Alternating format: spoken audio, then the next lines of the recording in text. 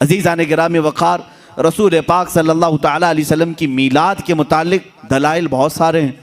हाँ, जिस शक्ल से मना रहे हैं, जाहिर सी बात है ज़माने के बढ़ते बढ़ते हर चीज़ में तरक्कियाँ होती रहती हैं। सबसे बड़ा सवाल सुन्नियों से यही किया जा, सहाबा ने मनाया था, ताबईन ने मनाया था, औलिया ने मनाया था, ये तो अब के ज़माने में मनाया जा रहा है। जुलूस जो है इसकी तारीख़ आला हज़रत फ़ाज़िल बरेलवी रहमतुल्लाह ताला अलैह ने भी फरमाया। 8वीं सदी हिजरी में बाज़ शाकान रसूल ने जुलूस निकाल कर अपने आका की बारगाह में खिराज अकीदत पेश किया, लेकिन उस वक्त मौजूद उम्मत के सारे उलमा ने उसको बुरा नहीं समझा, उसको ख़राब नहीं समझा। बहरहाल मैं आपको बताऊं, सहाबा ने मनाया था, ये बार बार सवाल करते हो। ताबईन ने मनाया था, अरे मियाँ वो तो रोज़ मनाते थे मेरे आका की मिला, तुम तो 12 रबीउल अव्वल साल में एक बार कर रहे हो। सहाबा रोज मनाते थे। मीलाद का मतलब क्या है? जाओ पूछो, हसन बिन साबित हमेशा कहते थे व अहसनु मिनका लम तरा कत्तु आइनी व अजमलु मिनका लम तलिदिन निसाउ। यही तो मीलाद मुस्तफ़ा है। ऐ रसूल, आपसे ज्यादा हसीन मैंने किसी को देखा नहीं, आपसे ज्यादा खूबसूरत किसी माँ ने जना नहीं। ये तो सहाबा मीलाद नहीं मना रहे हैं। सहाबा कराम हुजूर अकरम सल्लल्लाहु ताला अलैहि वसल्लम के कसीदे पढ़ते थे। अब आओ हिजरत का वो वाक़या तो सुनो ज़रा। अल्लाह के हबीब सल्लल्लाहु ताला अलैहि वसल्लम जब तशरीफ़ ला रहे थे मक्का से मदीना तैयबा, 14 दिन तक मदीने वालों ने इंतज़ार किया है। तुम 11 रोज़ से इंतज़ार कर रहे हो 12वीं शब आएगी। मदीने वाले 14 दिन तक, जैसे ही हुजूर मक्का से निकल चुके खबर हुई, मदीने के सारे लोग टीलों पर जाकर खड़े होते थे और इंतज़ार करते थे कि वो नूर वाला कब तशरीफ़ ला रहा है, रसूल पाक सल्लल्लाहु ताला अलैहि वसल्लम कब आ रहे। मदीने वालों ने, बहुत सारे लोगों ने देखा नहीं था, देखने की तड़प थी। मुझे बताओ, आज आप मीलाद की घड़ी के इंतज़ार में बैठे होते हैं अदब से, ये इंतज़ार है? ये मदीने वालों की सुन्नत ही तो है। वो 14 दिन तक इंतज़ार किए आमद मुस्तफ़ा का। और जिस वक्त रसूल पाक की आमद हुई, अब हदीसों में है, बुखारी शरीफ भी पढ़ो आप, मुस्लिम शरीफ भी पढ़ो, हदीसों में मौजूद है, फरमाया रसूल करीम सल्लल्लाहु ताला अलैहि वसल्लम जैसे ही कुबा की चोटियों से नजर आने लगे, जितने मदीने में हबशी थे वो अपने नेज़े निकाले, ढाल निकाले और अपना मखसूस जो उनका रक्स होता था उससे वो रक्स करने लगे। ढालों पर अपने नेज़े मार मार कर कहते थे मुहम्मदुन अब्दुन सालेह, मुहम्मदुन अब्दुन सालेह। ये अल्फाज थे हबशियों के। और उसके बाद बनु नज्जार एक ख़ानदान था, उस ख़ानदान की सारी बच्चियाँ अपने हाथों में दफ लेकर के आईं, यूँ कहती थीं तलअल बद्रु अलैना मिन सनियातिल वदाई वजब शुक्र अलैना मा दआ लिल्लाहि दाई। ये आगे पूरा मौजूद है कसीदा, जिसमें वो कहती हैं अंत शर्रफ्तल मदीना मरहबन या खैर दाई।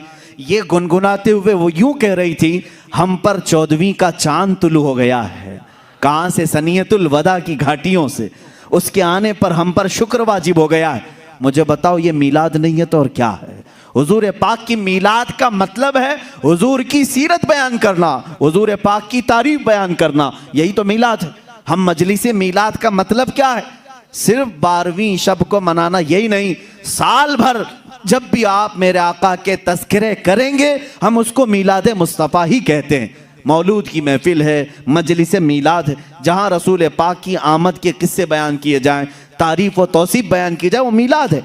सहाबा ने किया है मेरे अजीज़ों। अब अल्लाह के नबी सल्लल्लाहु ताला अलैहि वसल्लम जब तशरीफ़ लाए तो क्या हुजूर ने मना कर दिया?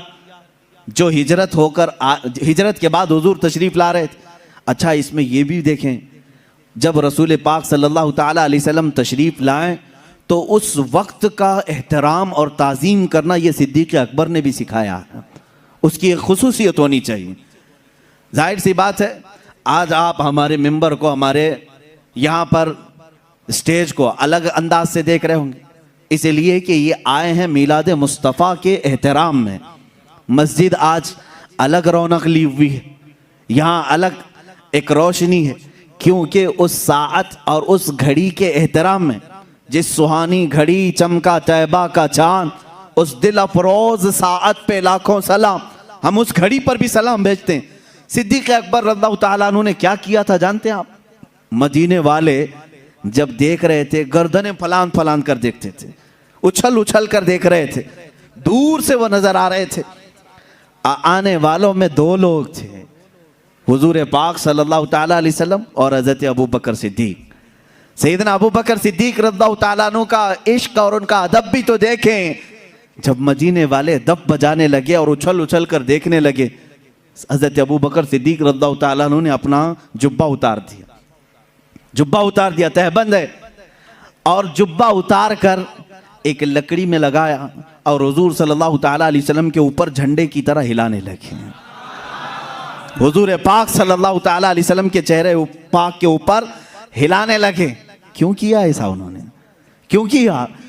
यही तो हम भी कहते हैं, जब वो आमद मुस्तफ़ा हो तो हम लहराते हैं, लोगों को बताते हैं कि ये घड़ी आम घड़ी नहीं है। हज़रत अबू बकर सिद्दीक ने यूं किया।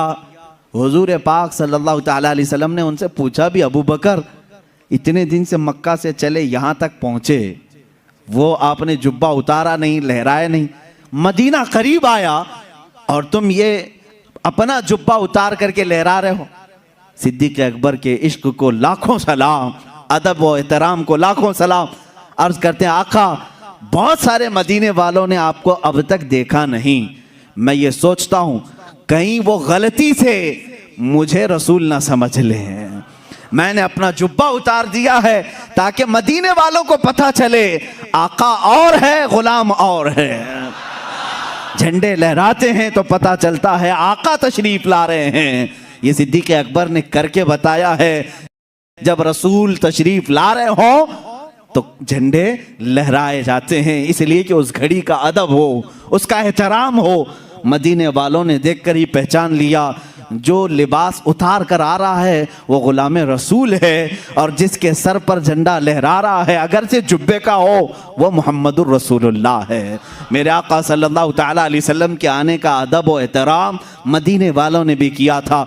अब मैं ये कहता हूँ कि जिसे मदीने वालों की खुशकिस्मती मिली वो मेरे आका की मिलाद मनाएगा और मदीने वालों में उसका हशर भी होगा, क्योंकि मेरे आका ने फरमाया है, मन तशब्बह बिकौमिन फहुव मिनहुम, जो जिस कौम की आदत को अपनाएगा दुनिया में, क़यामत के दिन वो उसी कौम के साथ उठाया जाएगा।